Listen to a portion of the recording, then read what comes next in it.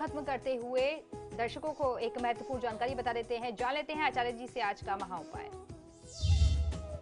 जी बिल्कुल, आज का महा उपाय बहुत ही विशेष है। आज शनिवार का दिन है और शनिवार के दिन मूलतः भगवान भैरवनाथ की पूजा की जाती है। भगवान भैरवनाथ किसी भी प्रकार के काल को इसीलिए इनको काल भैरव भी कहा जाता है, अर्थात काल को हरने वाले हैं ये भगवान भैरवनाथ। तो किसी भी प्रकार की समस्या, किसी भी प्रकार के दुख, दारिद्र, आपके जीवन में, आपके परिवार में जुड़ी हुई कोई भी प्रॉब्लम हो, आपके बिजनेस से हो, आपकी फैमिली में कोई डिस्टर्बेंस चल रही हो, आपस के संबंध, अपने रिलेशंस को लेकर के तनाव चल रहा हो, लगातार मेहनत करने के बावजूद आपको अपने व्यापार में प्रगति, विस्तार ना मिल रहा हो, इस तरीके की सभी समस्याओं से मुक्ति के लिए आज मैं भगवान भैरवनाथ की कृपा प्राप्त करने के लिए भगवान श्री काल भैरव को प्रसन्न करने के 10 महा उपाय बता रहा हूँ। ये उपाय बहुत ही सरल हैं। इन उपायों को करके कोई भी व्यक्ति अपने जीवन में आ रहे दुखों, कष्टों को, बाधाओं को दूर कर सकता है, असफलता को दूर कर सकता है और सफलता को प्राप्त कर सकता है, जीवन को सुखमय बना सकता है। यूं तो भगवान भैरवनाथ को प्रसन्न करना बेहद आसान और बहुत ही सरल है, लेकिन अगर वो रूठ जाएं तो मनाना बहुत ही मुश्किल हो जाता है। आज आपको मैं बता रहा हूं कि कैसे आप काल भैरव से जुड़े हुए कुछ खास और सरल से उपाय करके जो निश्चित रूप से आपको महाराज भैरव जी की कृपा दिलाएंगे। इन उपायों को करने से कुंडली में क्रूर ग्रह, खासतौर पर शनि, राहु, केतु और मंगल, इनकी तत्काल प्रभाव से शांति हो जाती है। और जो राजयोग आपकी कुंडली में हैं अथवा जो योग, अन्य शुभ योग भी आपकी कुंडली में बने हुए हैं, लेकिन योग होने के बावजूद भी एक अच्छे शुभ योग भी हैं, राजयोग भी हैं, लेकिन उसका लाभ आपको नहीं मिल रहा, न जाने क्या कारण है। वो पितृदोष है, वो ग्रहों से संबंधित बाधा है, या आपके परिवार का कोई दोष है, या ऊपरी कोई बाधा है जिसके कारण आपकी कुंडली में इतने अच्छे अच्छे योग बने हुए हैं, इतने शुभ योग बने हुए हैं, उसका आपको लाभ नहीं मिल पा रहा। तो विश्वास मानिए, इन उपायों को करने के बाद जितने भी प्रकार के राजयोग हैं वो भी प्रभावी हो जाते हैं और कुंडली के जो भी अच्छे फल हैं वो आपको मिलने लगते हैं। यानी आपने जितने भी अपने जीवन में पुण्य कर्म कर रखे हैं उसका लाभ आपको मिलना शुरू हो जाएगा। तो सबसे पहला उपाय आपको बताता हूं, बहुत ध्यान से सुनिए, कॉपी पेन ले लीजिए और इसको लिख लीजिए, समझ करके लिखिए और इस उपाय को करेंगे तो फायदा मिलेगा। रविवार, बुधवार या गुरुवार के दिन आपको एक रोटी लेनी है। इस रोटी पर अपनी तर्जनी और मध्यमा उंगली से तेल में डुबो करके आपको लाइन खींचनी है। यह रोटी किसी भी 2 रंग वाले कुत्ते को आप खाने को दे दीजिए। अगर यह कुत्ता रोटी खा ले तो समझिए कि आपको भगवान श्री भैरवनाथ का आशीर्वाद मिल गया है। अगर कुत्ता रोटी सूंघ करके आगे बढ़ जाता है तो इस क्रम को आपको जारी रखना है, आपको रोटी देना छोड़ना नहीं है, लेकिन सिर्फ हफ्ते के इन्हीं 3 दिनों में, यानी रविवार, बुधवार या गुरुवार को ही, इन्हीं 3 दिन में से किसी एक दिन आपको इस उपाय को करना चाहिए। भगवान भैरवनाथ के लिए ये उपाय, उनको मनाने के लिए, उनकी कृपा प्राप्त करने के लिए ये उपाय बहुत ज़्यादा लाभकारी है। अब आप सोचेंगे कि किन 2 उंगलियों से कैसे लाइन खींचनी है। सरसों के तेल में 2 उंगली डुबाइए और ऐसे करके एक लाइन उस पर खींच दीजिए रोटी पे। ये बहुत अच्छा उपाय है। किसी भी प्रकार का दोष होगा आपकी कुंडली में, आपके जीवन में ग्रहों की कोई बाधा होगी, वह तत्काल दूर हो जाएगी। भगवान भैरवनाथ को बहुत ज़्यादा पसंद है चटपटा भोजन, खासतौर पर उड़द से बना हुआ, सरसों के तेल में बना हुआ चटपटा भोजन जो है वो उनको बहुत पसंद आता है। तो दूसरा उपाय उसी से जुड़ा हुआ है। उड़द के पकौड़े शनिवार की रात को आपको कड़वे तेल में बनाने हैं और रात भर इन्हें आपको ढक करके रखना है। सुबह जल्दी उठ करके आप प्रातःकाल 6 से 7 के बीच बिना किसी से कुछ बोले घर से आप निकल जाएं स्नान ध्यान करके, और फिर रास्ते में मिलने वाले पहले कुत्ते को आपको उसमें से वो बड़े खिला देने हैं। याद रखें, पकौड़े डालने के बाद कुत्ते को आपको पलट करके नहीं देखना है। यह प्रयोग सिर्फ आपको रविवार के दिन एक बार करना है। यह प्रयोग बहुत अच्छा प्रयोग है। यदि आप ऐसा करते हैं तो अच्छा फायदा मिलता है।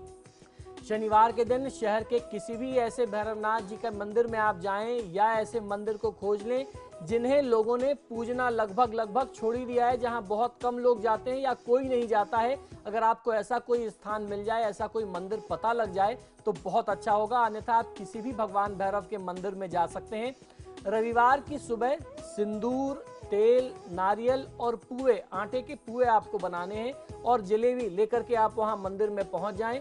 मन लगा करके उनका पूजन करें और बाद में 5 से लेकर के 7 वर्ष तक के बटुकों को, यानी 7 से 8 वर्ष तक के लड़कों को चने, चिरौंजी का प्रसाद आपको बांटना है।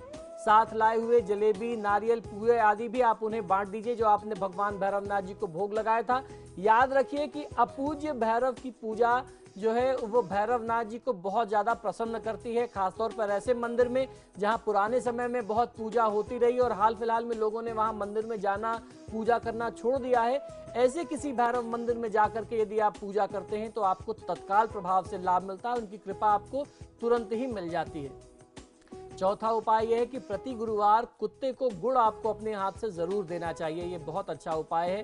किसी भी प्रकार की आर्थिक और सामाजिक कोई अगर बाधा आ रही है, आपको बहुत ज़्यादा फाइनेंशियल प्रॉब्लम रहती है, आपके प्रमोशन में कहीं ना कहीं से बाधा आ रही है, बार बार आप ट्रांसफर और पोस्टिंग झेलते रहते हैं, तो थर्सडे को किसी कुत्ते को एक छोटा सा टुकड़ा गुड़ का उसके सामने रखना आपको बहुत अच्छा फायदा दे सकता है।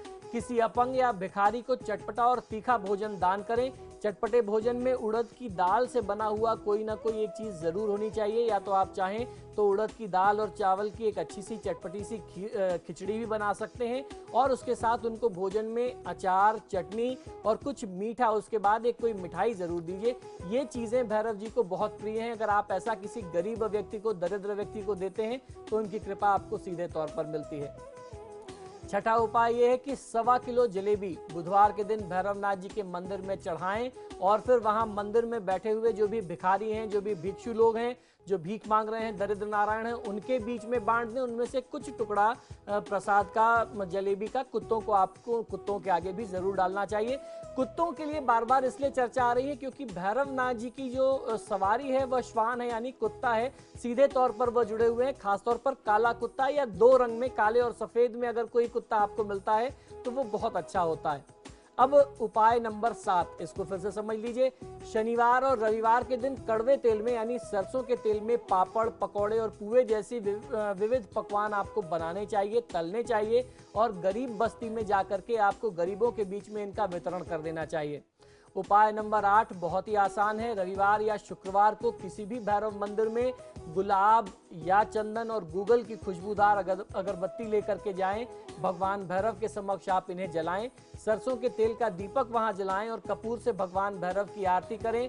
अगर भैरवाष्टक का पाठ भी कर लेते हैं तो बहुत अच्छा लाभ मिलता है। उपाय नंबर 9 भी जान लीजिए।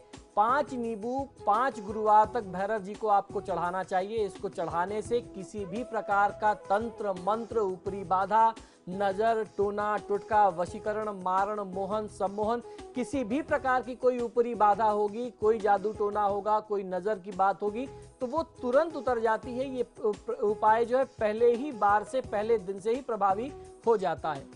10वां उपाय यह है कि 125 ग्राम काले तिल, 125 ग्राम काले उड़द और 11.25 रुपए 1.25 मीटर काले कपड़े में पोटली बना करके भगवान भैरवनाथ जी के मंदिर में बुधवार के दिन या मंगलवार के दिन यदि आप छोड़ करके आते हैं तो बहुत अच्छा लाभ मिलता है।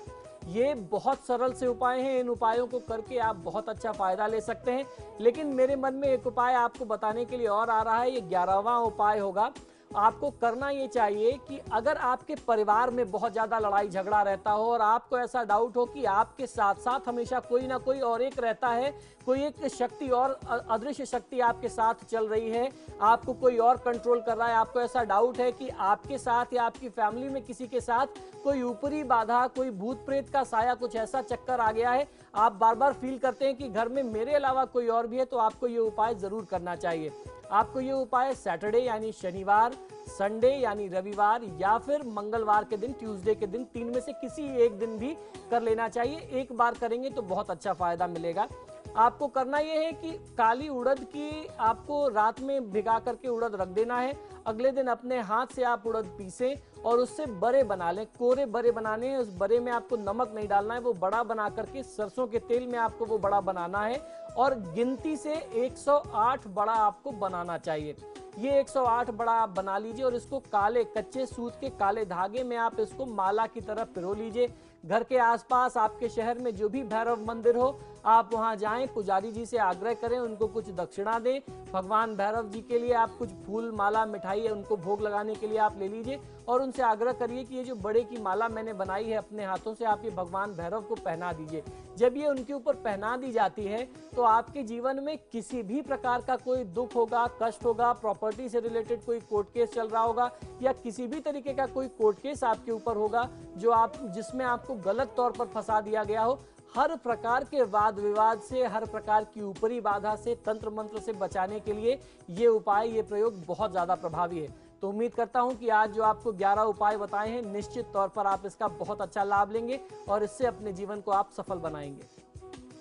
तो यकीनन जो उपाय पंडित जी ने आपको बताए हैं, अगर दर्शकों वो आप उपाय कर लेते हैं, जो 10 और एक 11वां उपाय जो बताया है पंडित जी ने, वो यकीनन आपके जीवन में सफलता का मुकाम आपको दिलवा सकता है। बहुत बहुत शुक्रिया आपका पंडित जी, हमारे दर्शकों को इतनी महत्वपूर्ण जानकारी। जय जय श्री भैरवनाथ। और इसी के साथ आपके सितारे में फिलहाल इतना ही। खबरों के लिए देखते रहिए समाचार प्लस। नमस्कार।